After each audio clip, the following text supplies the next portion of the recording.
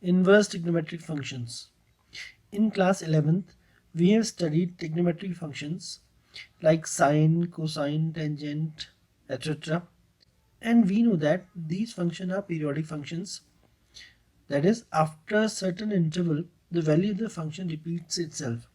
Means these functions are not one over their natural domain. Hence, their inverse do not exist.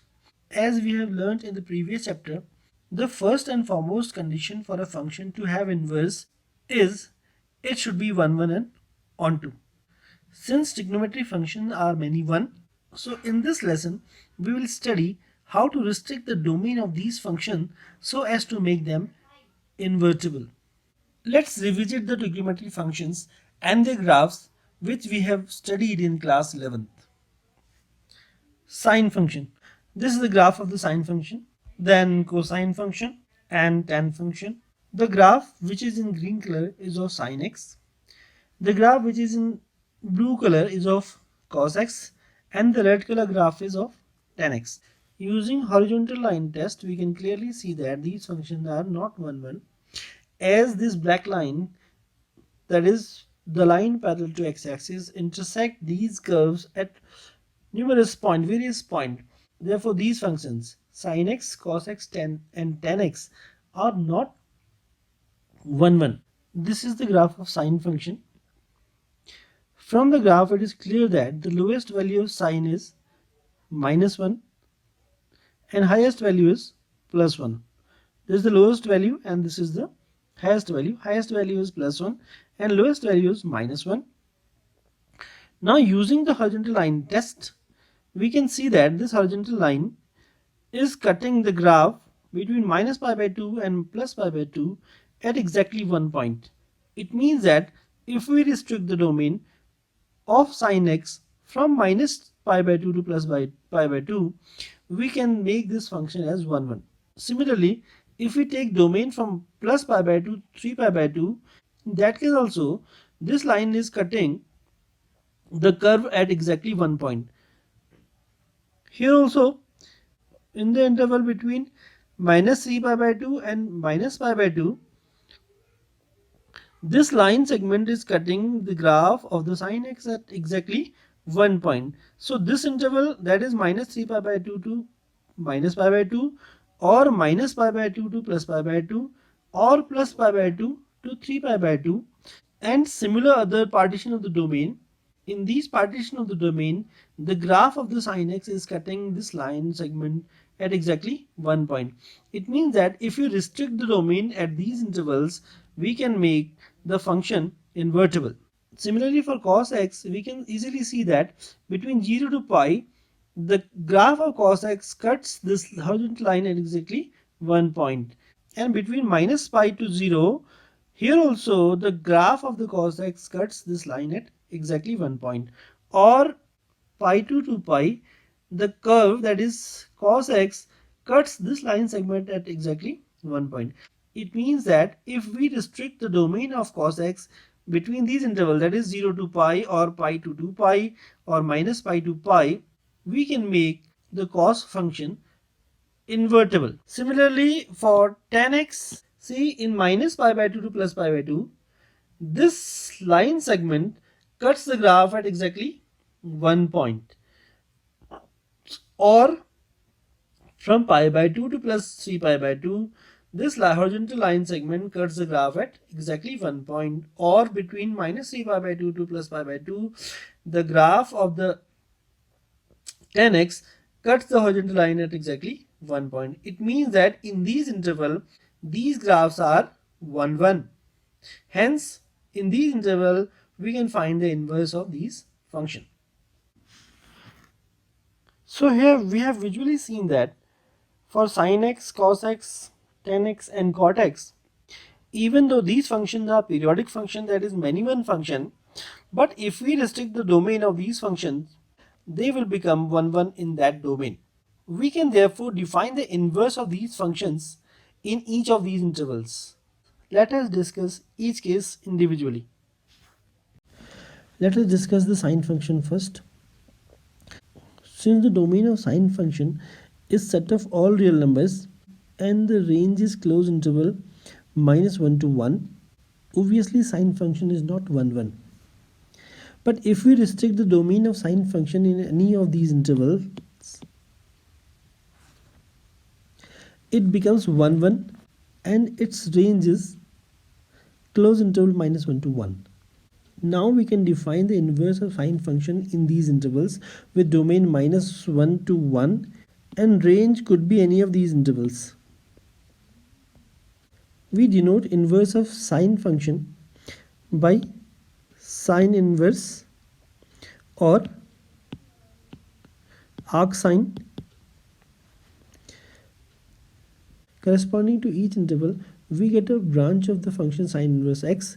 The branch with the range closed interval minus pi by 2 to pi by 2 is called the principal value branch.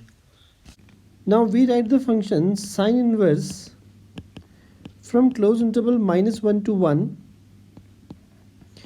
to minus pi by 2 to pi by 2. Now from the definition of inverse function, it follows that sine of sine inverse x is equal to x if x is less than or equal to 1 and greater than or equal to minus 1, and sine inverse sine x also equal to 1 if x lies between plus pi by 2 and minus pi by 2. It also means that if y is equal to sine inverse x, then x is equal to sine y. Now let us study the graph of the cosine function.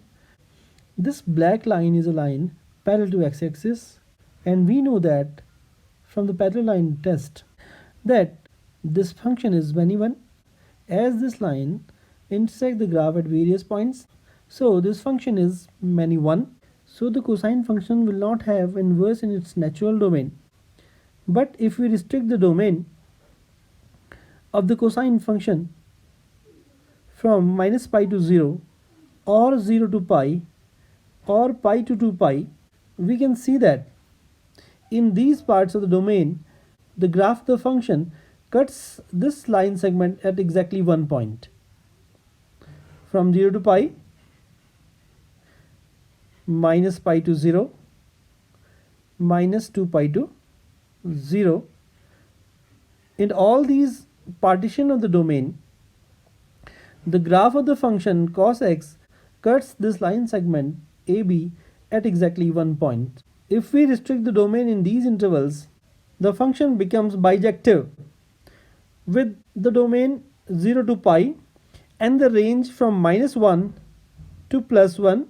So if we restrict the domain of the cosine function from 0 to pi and its range from minus 1 to plus 1, we can define a function which is inverse of this function.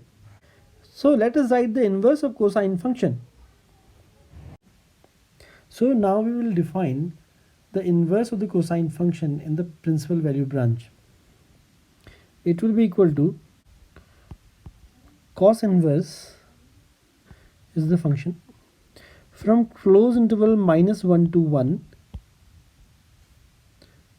to closed interval 0 to pi. As per the definition of the inverse function, f inverse is equal to I, and f inverse of is again equal to I, that is identity function. So cos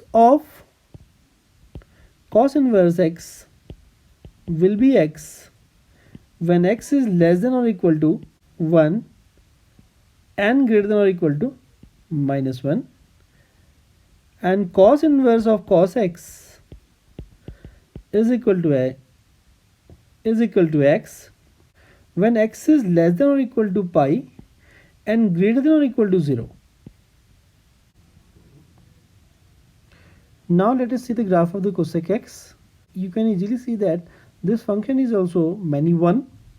But by restricting the domain, we can make this function as 1 1 and bijective.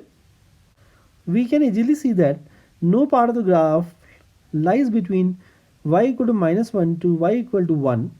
It means that this portion is not the part of the range of cosec function. And we can also see here this graph never touches the y-axis in extreme end also. It means that cosec function is not defined at x equal to 0 or x equal to pi or x equal to 2 pi or x equal to minus pi.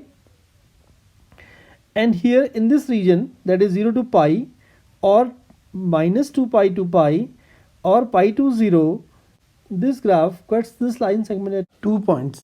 But if we select the portion between minus pi by 2 to plus pi by 2, we can easily see that it touches the line segment at exactly 1 point. So we can restrict the domain of the cosec function in minus pi by 2 to pi by 2 or pi by 2 to 3 pi by 2 or minus 3 pi by 2 pi by 2. You can see that in all these, you can see that in all these portion, the graph cuts this line segment at exactly 1 point. So by dividing the natural domain of the cosec function in these parts, that is minus pi by 2 to pi by 2 or pi by 2 to 3 pi by 2, we can define the inverse of cosec function. We can easily see that if we restrict the domain of cosec x between minus pi by 2 to plus pi by 2, we can make the cosec x function bijective function.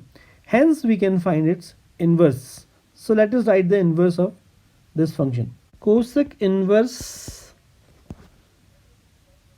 is a function from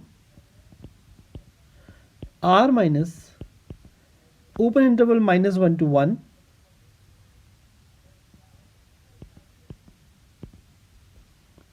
to close interval minus pi by 2 to pi by 2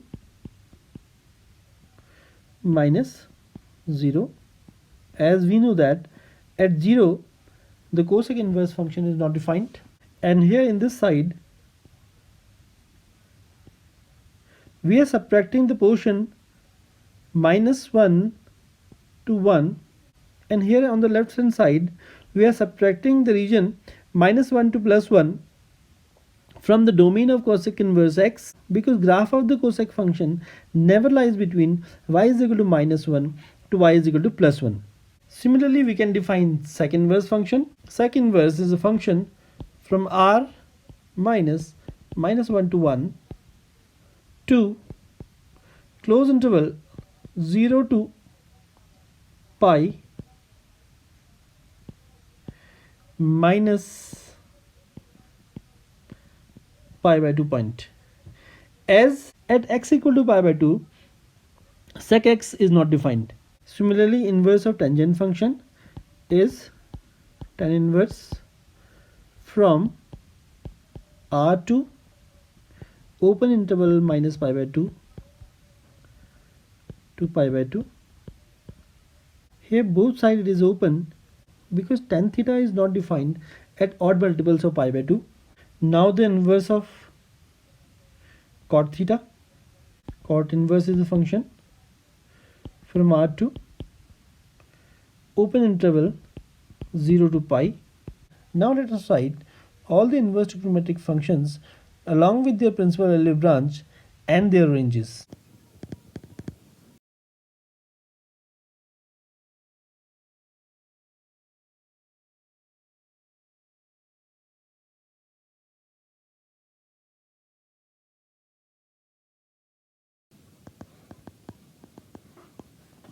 Now let us solve some question based on the ideas of inverse trigonometric functions. First question लेते हैं. Find the principal value of the following. And the first part is sine inverse minus 1 by 2. Now the definition of sine inverse function is its domain is minus 1 close interval minus 1 to 1 and the range is close interval minus pi by 2 2 plus pi by 2. So now let sine inverse 1 by minus 1 by 2 is equal to theta. This implies sine theta is equal to minus 1 by 2. Now when is sine theta 1 by 2? Obviously when theta is equal to pi by 6, sine theta is 1 by 2. But in this case sine theta is not 1 by 2, it is minus 1 by 2. Moreover, this theta must lie between minus pi by 2 to plus pi by 2. Now if you take theta is equal to pi by 6, it will lie in the first quadrant and its corresponding value will be positive. Here it is given that sine theta is equal to minus 1 by 2. So value of theta should be equal to minus pi by 6. This is the answer. Now second part. Question number 2. Cos inverse root 3 by 2. Now what is the definition of cos inverse function? Cos inverse domain is minus 1 to plus 1 and range is close interval 0 to pi. This is the range of cos inverse function. This is the domain and this is the range. Now let us assume cos inverse root 3 by 2 is equal to theta. This implies cos theta is equal to root 3 by 2. It implies theta is equal to pi by 6. Pi by 6 is 3 by 2 and obviously pi by 6 lies between 0 and pi. Let us take the question number 4. Question number 4 is tan inverse minus root 3 and we have to find the principal value. Now the definition of tan inverse function is domain is R, range is open interval minus pi by 2 to plus pi by 2. Why open interval? Because at the extreme point tan theta is not defined. Let us assume tan inverse theta minus root 3 is equal to theta. This implies tan theta is equal to minus root 3.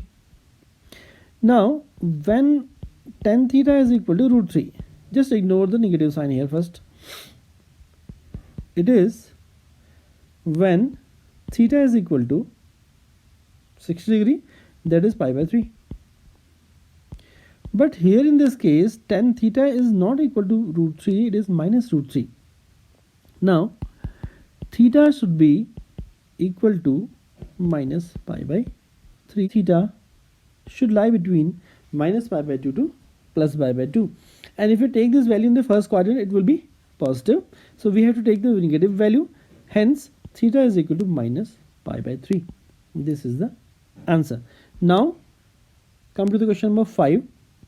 Question number 5, we have to find the principal value when cos inverse minus 1 by 2 is given. Again we will write the definition of the inverse function.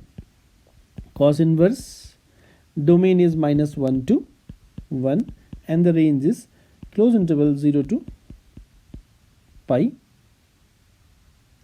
Let us assume cos inverse minus 1 by 2 is equal to theta. This implies cos theta equal to minus 1 by 2. Now as in the previous case, just assume cos theta equal to 1 by 2 for a moment. This implies theta is equal to pi by 3. Is cos theta is not equal to 1 by 2, it is minus 1 by 2. What is the range of cos inverse function? It is open interval 0 to pi. So our value of theta should lie between 0 and pi and cos theta should be minus 1 by 2. So it implies theta is equal to pi minus pi by 3 is equal to 2 pi by 3, as theta should lie between these two limits. This is the answer. The remaining part of the exercise you can try yourself. In the next lesson, we'll learn about the properties of inverse trigonometric functions, and we'll solve some question based on that. Thank you for being with us.